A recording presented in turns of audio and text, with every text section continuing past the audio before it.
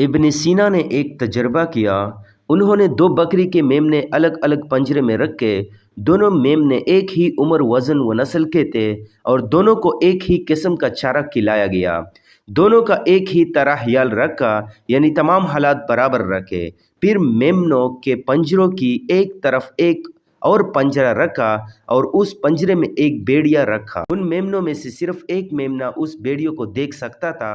कुछ महीनों बाद जो मेमना भेड़ियों को देखता था वो मर गया, क्योंकि वो बेचैन, खौफज़दा और कमज़ोर होता गया।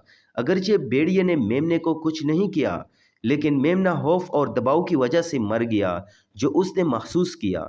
जबकि दूसरा मेमना जो भेड़ियों को नहीं देख सकता था, अच्छी तरह से खाता पीता रहा और उसका वज़न भी बढ़ गया, क्योंकि वो काफ़ी पुरअमन और पुरसकून रहा।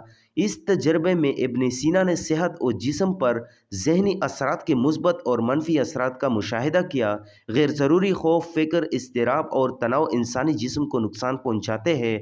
हासिल कलाम, अगर आपको ज़िंदगी की मुश्किलात का सामना करके आगे बढ़ना है तो अपनी राह में आने वाले गैर ज़रूरी खौफ, फ़िक्र और दबाव में खुद को कैद ना करें। नज़रअंदाज करना सीखिए, फिर आप कामयाबी की मंजिल तक आसानी से पहुंच पाओगे।